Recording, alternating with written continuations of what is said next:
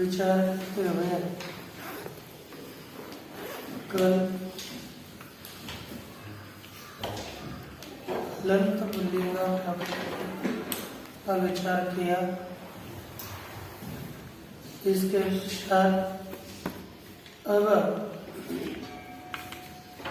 हलंत स्त्रीलिंग और नपुंसकलिंग का विचार करेंगे।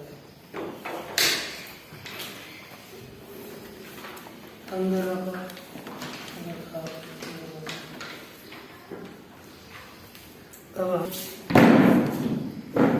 स्त्रीलिंग प्रकरण का विचार करेंगे। इस प्रकरण में प्रथम उपसर्ग पूर्वक नह बंधने इस धातु से द्वीप प्रत्यय होकर के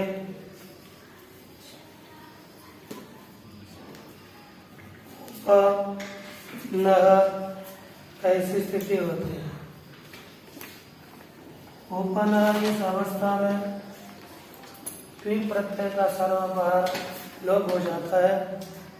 तत्पश्चात नहीं वृत्ति वृष्टि वेदी रुचि सहित अनिश्चित यह सूत्र प्राप्त होता है। इसका अर्थ है कृबंतेषु पूर्व पदस्य दीर्घ अर्थात नह वृत वृष वेद रुचा सह तन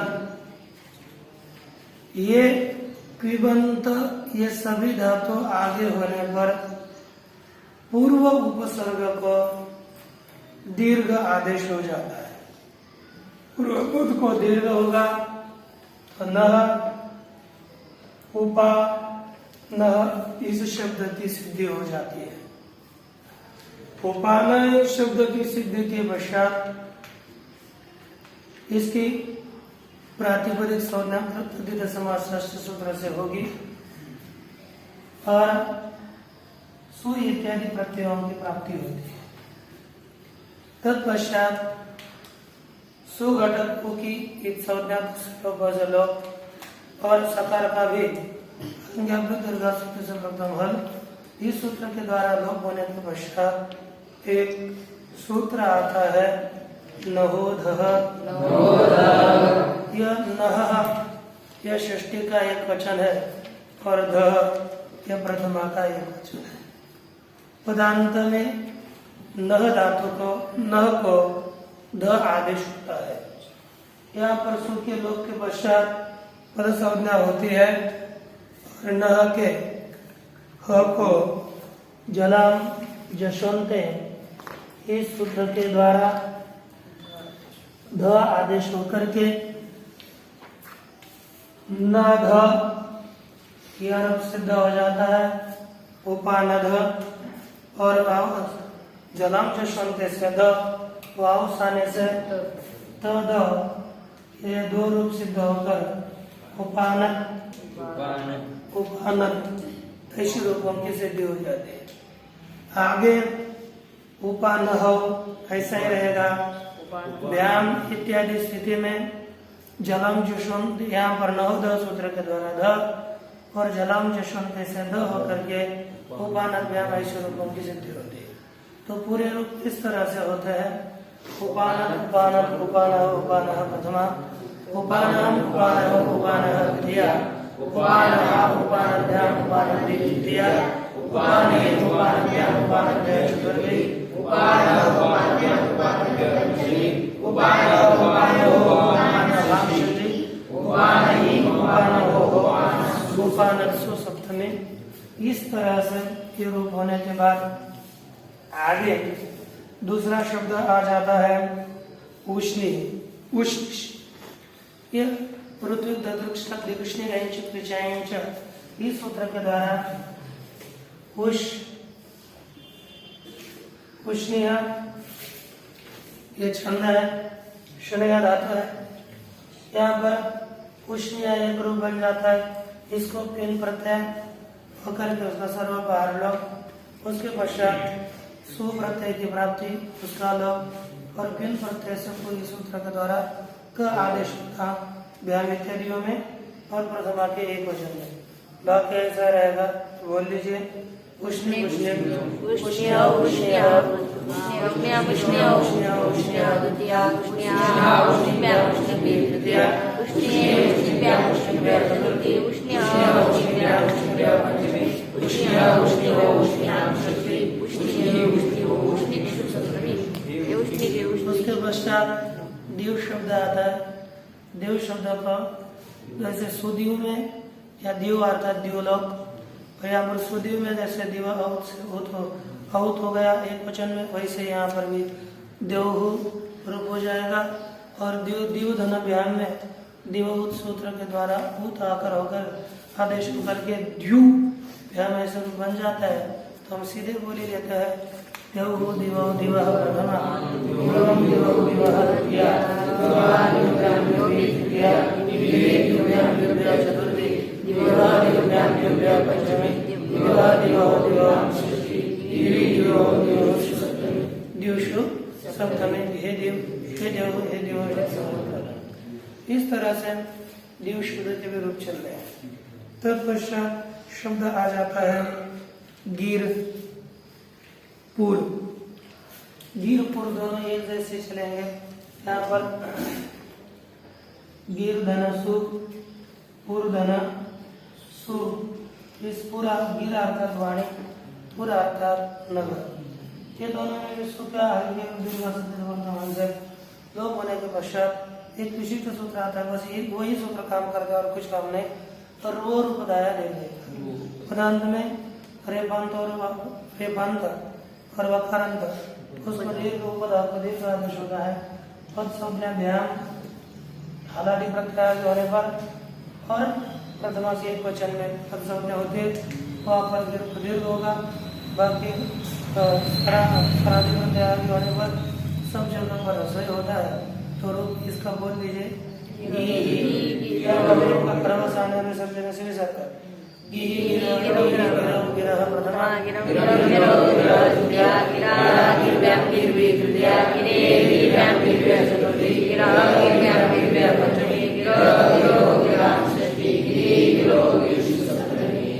इस तरह से रूप हो जाते हैं। इसी तरह पुरुष शब्द भी चल रहा है।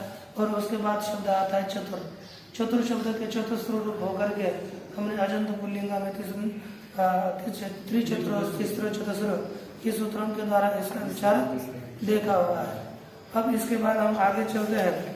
शब्द है हमारे पास किम शब्द। किम शब्द के स्थान पर किम कह इस सूत्र के द्वारा क आदेश हो जाता है और होकर के का रूप हो जाता है। और का स्त्रीलिंग में जैसे हमने सर्वा शब्द के रूप चलाए उसी तरह काके का काम के का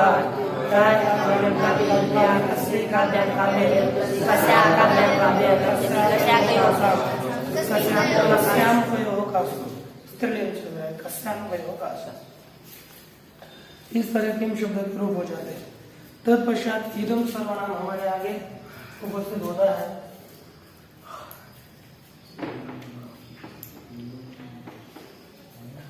इदम सर्वनाम के यहाँ पर इदम ऐसी स्थिति हो जाती है। उसके बाद यहाँ पर प्रथम इदम इस सूत्र के द्वारा इदम के मौका आदेश हो जाता है। और वहाँ पर के द्वारा बोलने में अय आदेश होता था। यहाँ पर दूसरा सूत्र आ गया। क्या कहते यह इदम के दकार को यह आदेश हो जाता है सु आगे होने पर। तो इदम के दम यह आदेश होने के बाद रूप हो जाता है यम, है ना। यम रूप आओ और आगे हम उसको रूप सिद्ध करने हैं। लेकिन यहाँ पर प्रथम एक काम हो जाएगा कि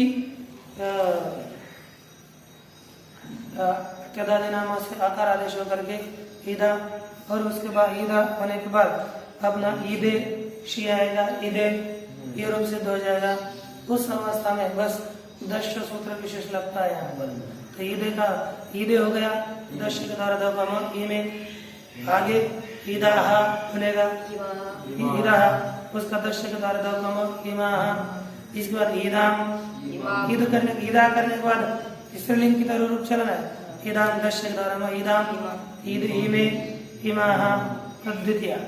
इसके बाद तृतीय विभक्ति आती है, यहाँ पर ईदा सिद्ध हो जाता है और यहाँ पर अनाहत के द्वारा आना करेगा और बाकी अपना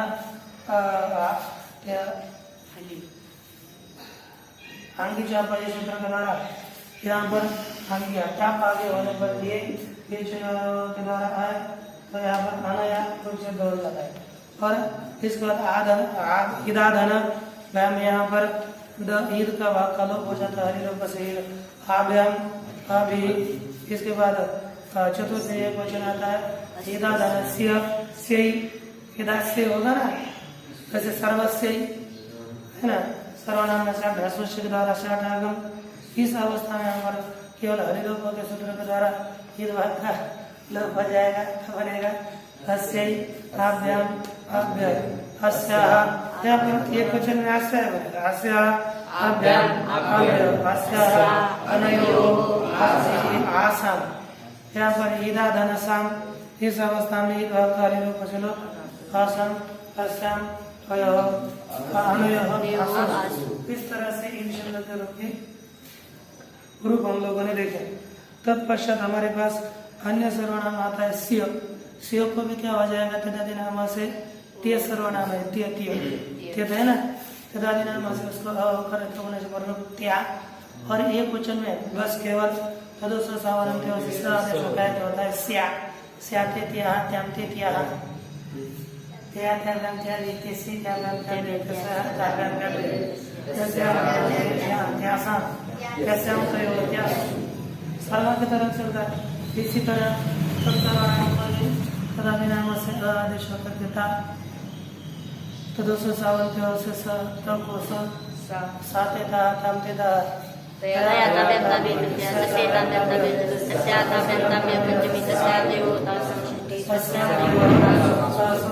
नहीं किया करे, हाँ बोल तो क्या रहे। किसी प्रकार युद्ध के क्या हो जाएंगे, होने के बाद या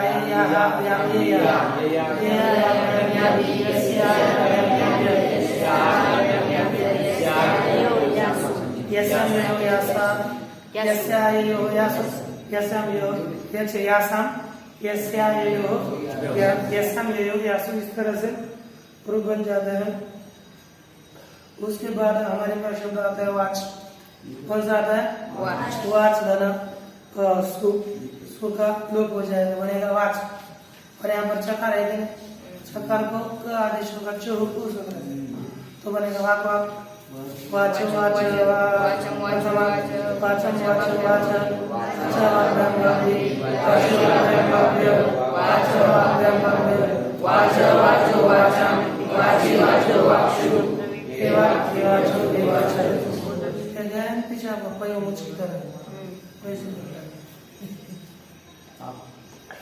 इसके बाद शब्द आ जाता है अपशब्द है। अपशब्द नित्यम बहुवचन में चलता है। यहाँ पर अवधना जस अवधना अस यहाँ पर हो जाता है। तो एक बार अपना गया आपका सूत्र के द्वारा आपके उपदान को आप देख होकर आप प्रथम के वचन सिद्ध होगा, प्रथम सिद्ध होगा। द्वितीय में अपधन हस मिला जो अप, तृतीय में अपधन भी।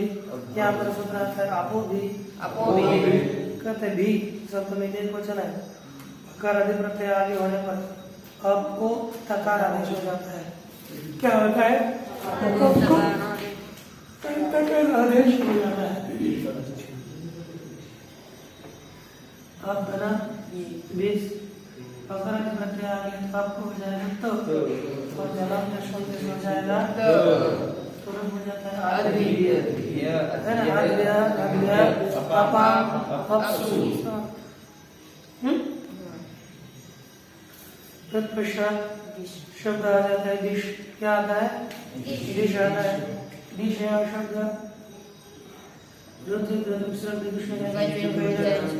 इसके द्वारा तीन प्रत्यय हो जाता है। फिर प्रत्यय का एक ही काम है, फिर प्रत्यय से द्वारा आदेश करना। विशिष्ट को क्या हो जाएगा, हलादि प्रत्यय एक वचन में जो काम होता है ना वही व्याम इत्यादियों में काम होता है, ये ध्यान में रखना। ये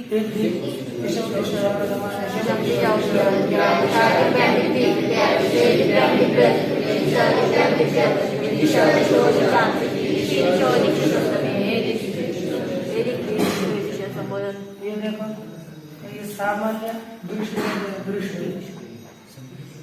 दृष्टि शब्द है दृष्टि, इसको तदादिशो दृष्टानुचय सूत्र के द्वारा किन प्रत्यय का विधान हुआ है। तो यहाँ पर जिसको किन प्रत्यय किया है, ऐसा नहीं कि वर्तमान काल में किन प्रत्यय क्या होगा, जिसको कभी भी किन प्रत्यय हो सकता है, ऐसे को क्या हो जाता है किन प्रत्यय से कोई के द्वारा तो आदेश हो जाता है। यहाँ पर क्या किन विधान अन्य दृढ़ धातु को किन का विधान करने से जहाँ पर किन विधान किया है और जहाँ पर किन विधान नहीं किया है सभी जगह पर कुत्व आदेश हो जाता है। तो कमर का आदेश हो जाएगा किन प्रत्यय से गुरु से बन जाएगा ध्रुव दृश्य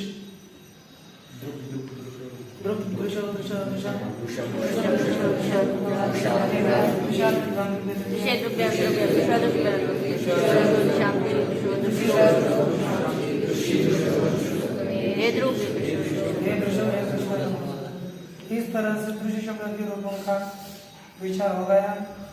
उसके बाद आ जाता है त्विष, तो आता है त्विष के प्रत्यय हो जाएगा। यहाँ पर तीन प्रत्यय से बोले जाता है, बस यहाँ पर जलाम जो शब्द इस सूत्र के द्वारा ड हो जाता है और सारे पढ़े त्विष बोले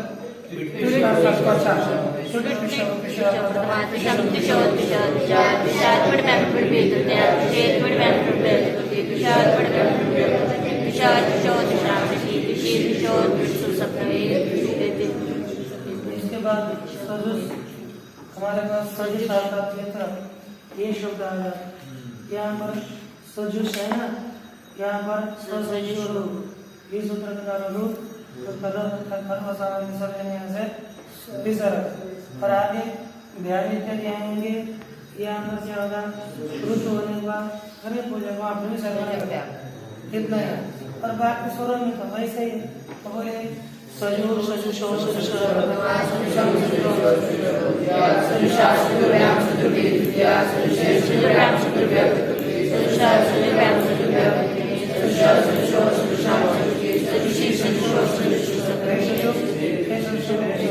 संबोधन।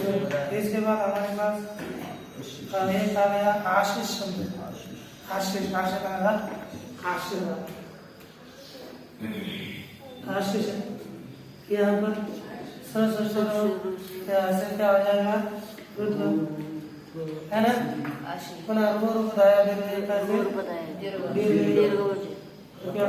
आशी आशी पर जिस पराधि प्रत्यय आएंगे रहेगा आशीष है ना, आशीष ऐसा होगा। और लेकिन हालांकि प्रत्यय आएंगे रूप राशि में